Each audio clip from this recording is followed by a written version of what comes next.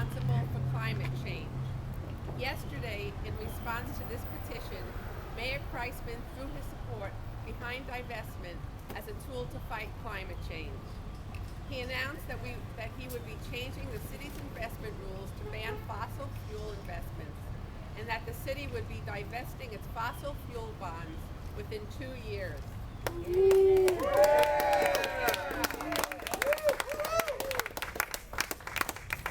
We are pleased that the mayor has taken this first step in moving the city towards a fossil-free economy, but there is still work to be done.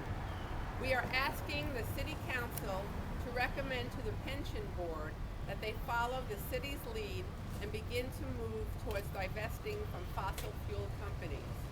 The challenges are great. Deep cuts in fossil fuel emission must be made quickly to keep the planet close to the environment that has allowed humans to flourish for 12,000 years. Many climate scientists believe the world must reach zero greenhouse gas emissions by 2050 and then have a period of negative emissions. The evidence for calling for investors to divest from fossil fuel companies responsible for climate change is powerful. There are moral reasons as well as fiscal reasons. Climate change is causing the sea level to rise. If left unchecked, we will be leaving to our grandchildren a city partially submerged under the sea. How can we, in good faith, continue to support an industry whose emissions are destroying our city? In addition, fossil fuel industries have enough gas, coal, and oil in their known reserves to emit 5 times what can safely be emitted. To stop climate change, 80% of the known fossil fuel reserves must be left in the ground, unburnable and worthless. The result will be massive market losses for the fossil fuel energy sector. Ignoring the fossil fuel energy sector's precarious position will ensure economic and environmental disasters. If the planet is able to remain habitable, in the very near future, public policy must catch up to the science of climate change. Those cities and pension boards that choose to ignore reality and continue investing in fossil fuel energy sector will lose. We recognize the Paris Agreement is only the beginning in a long worldwide process to make deep greenhouse emission cuts needed to keep our planet habitable. In addition, there is an important role for local government, and the city of St. Petersburg takes climate change seriously. We plan to continue to work with the city to find additional ways to cut fossil fuel use. We are asking the city to support divestment in the city's pension fund and to continue to lead us to a sustainable future. Thank you. And now I would like to introduce Representative Dwight Dudley. Thank you so much. And what an exciting day to be in St. Petersburg, Florida, where our mayor, our leader, is taking action to do the right thing. What a wonderful thing. Here we are in the Sunshine City, in the Sunshine State, and we want to preserve the beauty, this paradise that we call our state, our city, and our mayor and our enlightened city council, are moving forward to do that. That is a wonderful thing. I wish I could report better for Tallahassee, but I can't. The legislature clearly ignores the people. Unless you're the rich, the powerful, the politically connected, you got no voice in Tallahassee. They've been working to thwart democracy by threatening the judiciary, threatening and thwarting fair districts, gerrymandering, and defiantly fighting the law that the people passed. So we can't have very high expectations for Tallahassee, can we? No. $18 million given to the power companies over the last 8 years. The investor-owned utilities weighing in to control energy policy in our state. It's been set by the power companies like Duke, and FPL, TECO, and Gulf Power. The Public Service Commission appears to be a wholly owned subsidiary of the power companies. Instead of being good public servants of the people, they're the yes men and women of the power companies.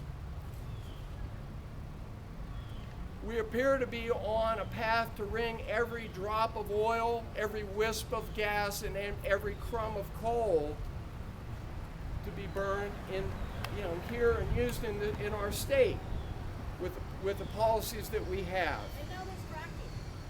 Not to mention fracking. The governor and the legislature are locking out alternative and renewable energy plans and policies. In the last year or so, the PSC has allowed the renewable energy goals to be slashed by 90%. Well, why didn't they just go 100%? Well, I guess they wanted to save a little face and say they cared about it a little bit, but that's how little they care.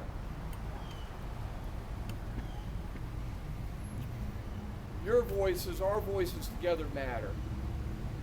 Extending the billing cycle was an issue that showed last year. The people were so outraged. A response occurred. Politicians have been sitting on the sideline doing nothing, actually worse, working against the people by passing bad energy policy, promoting fracking, and so on. Some actually spoke up for a change. Now, just nibbling around the edges, really just warts and pimples on the elephant, not the elephant. So we got the billing cycle changed. But that was because the people screamed loudly. Yes. And we're here today, yes. And our voices are raised together on these issues. But we know that we can't let up. Now the big things are still undone. We have a solar choice amendment on the ballot, and the power companies are spending millions to thwart the will of the people again. And still, fracking is being promoted and is likely to pass in the Florida legislature. We're working still to repeal the utility tax and stopping the taking of ratepayer money. Florida Power and Light was allowed permission by the PSC just last year, earlier this year, to take $500 million from ratepayers to subsidize fracking on the Woodford Shale in Oklahoma, where regulators have no power to stop whatever they're doing. And Florida Power and Light is paired with a below-grade investment company on Standard & Poor's, Moody's, and Fitch's companies. In Tallahassee, the will of the people appears to have little to matter very little. The most recent evidence is the PSC's decision just a couple weeks ago to allow hedging to continue, the practice of speculating on fuels that has cost ratepayers over $6 billion. What more evidence do you need that it's not working out so good? But the PSC, as the handmaidens and servants of the utility companies, doubled down and have continued to allow this to happen. I am so grateful to our mayor, to the council for doing what they're doing and taking that small step of 1 million, miles begins with a first step. And divesting in fossil fuels, albeit largely symbolic, is a crucial step to say what we believe in, what we care about, that we have to have renewable energy in our state, that we have to have alternative power. That the step to change the world we've come together on here in our town, in our city. Let's keep working and bringing it to Tallahassee and to Washington, D.C. and to the world. Thank you so much for being here.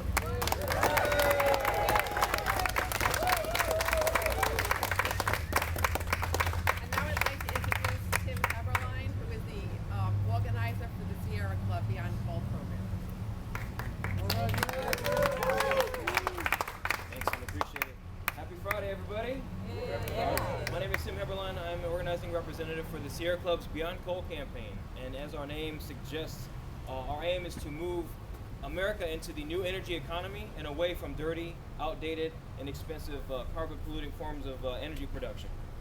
Taking your investments out of dirty fuels is a good idea, and it's one that's gaining steam. In fact, Shell Oil's former chairman calls divestment from fossil fuels a rational response to the industry's head-in-the-sand approach to climate change.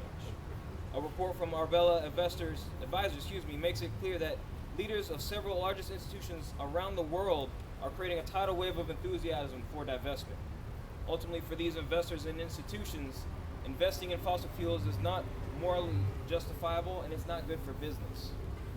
For the ethical argument, we can turn to Archbishop Desmond Tutu, who said, just as we argued in the 1980s that those who conducted business with apartheid South Africa were aiding and abetting in an immoral system, we can say that nobody should profit from rising temperatures, rising seas, human suffering caused by the burning of fossil fuels. Several years ago, the Sierra Club Foundation was a founding member of the Divest Invest Philanthropy Initiative. Back then, there were only 17 foundations with little more than $1 billion in total assets. Today, 436 institutions with over 2,040 individuals across 46 countries, representing $2.6 trillion in assets, have committed to divest from fossil fuel companies. Clearly, Sierra Club stands very strongly in support of divestment from fossil fuels. We have an unsurpassed opportunity to confront climate change and to create a cleaner, more prosperous, and more just society. But it's going to take all the tools that we have. Tough negotiations in Paris, a strong clean power plan here at home, the solar energy ballot initiative in Florida, and hundreds of thousands of people taking to the streets demanding energy, a more sustainable economy, and more sustainable source of energy that we can create here at home. So we must heed the call and put capital to work to create a world that we all want, that is within our reach. Which is why the Sierra Club is not only our goal to win victories to preserve our climate and our world, but to train and engage the future climate leaders of affected communities and around the country. The Sierra Club has refocused its efforts in frontline communities who are disproportionately affected by climate change, who typically don't get a seat at the table in discussions about making process when it comes to climate solutions. If we are to have a sustainable Earth, we must have sustainable politics. That means aggressively engaged communities seeking common solutions together. I don't know enough about the issue can no longer be an excuse. The internet and the age of the smartphone has put an end to that. The solutions are all around us, but it takes each and every one of us to do our part in the civic process.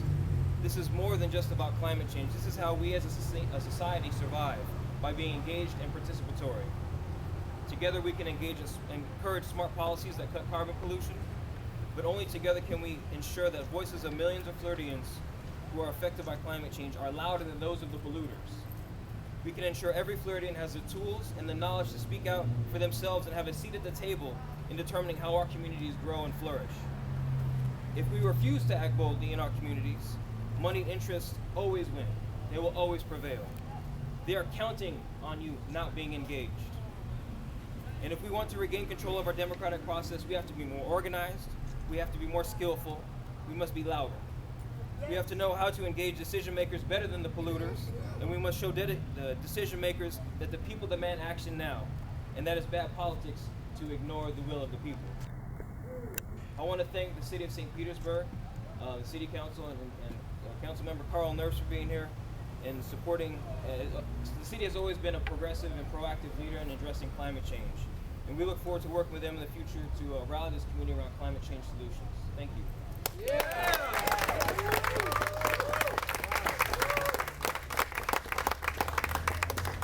And now it's my pleasure to introduce Susan Glickman, who is the Florida Director for the Southern Alliance for Clean Energy.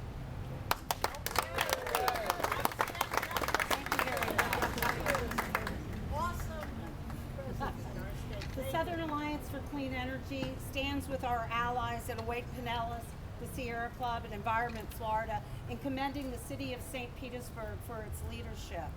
It is almost hard to define how important that is in this era of climate change. every so often someone will come to me and say, you know, I don't believe in climate change. And I said, well, you don't believe or not believe in climate change. You might believe in the virgin birth or not. That's a tenet of faith. But climate change is simply parts per million of carbon in the atmosphere, and it is like your height and your weight. It is simply a measurement. We were at 290 parts per million of carbon in the atmosphere for about 1 million years, and along comes the British Industrial Revolution, and the carbon rises, and then the American Industrial Revolution, and now we find ourselves past 400 parts per million of carbon in the atmosphere. We simply have no choice. It is not morally, ethically, economically smart to allow companies like ExxonMobil and other folks in the fossil fuel industry to make money altering the climate of the planet. It is simply unacceptable.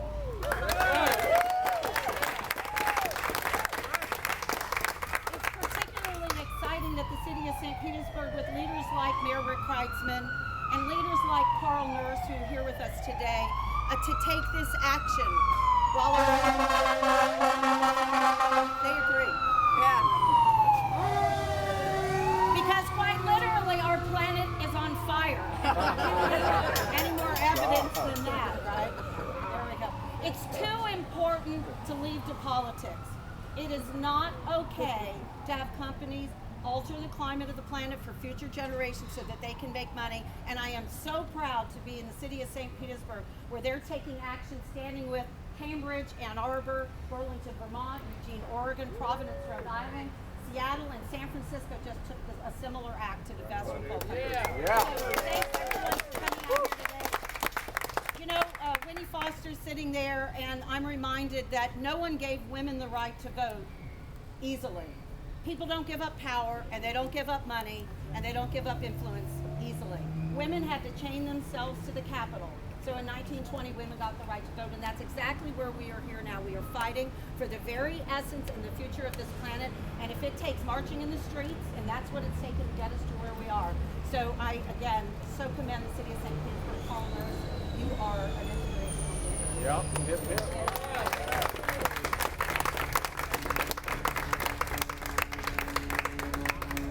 And thank you, Susan, for that lead. Is Carl Nurse would like to step forward?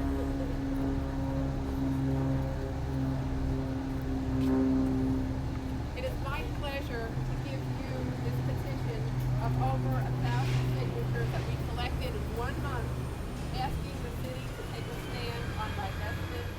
And we're very, very excited that you have shown that kind of leadership, that you're going to carry this forward. So thank you, Carl. Thank you.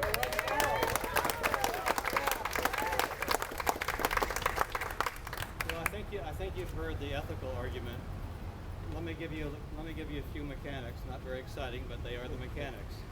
The city has essentially two pots of money. One is the $450 million that we have in a series of accounts that is all in short-term investments, mostly in bonds. We currently have about $6 million in fossil fuels in that. The mayor is committed to not invest any more from that pot of money, and as those bonds mature, to no longer buy any, so we'll be out from that side. We'll be out within 2 years. Now let me talk to you about the big money, if I may. We have $1 billion in our pension funds. Our pension funds are all invested primarily in the stock market because pension funds need to earn, on average, about 7.5% a year. And so that's where we are invested. I should tell you that the mayor or his designee makes up one of the 5 members of the pension board. The city's finance director makes up a second. The city employees elect 2, and those 4 of them elect the 4th, or the 5th, excuse me.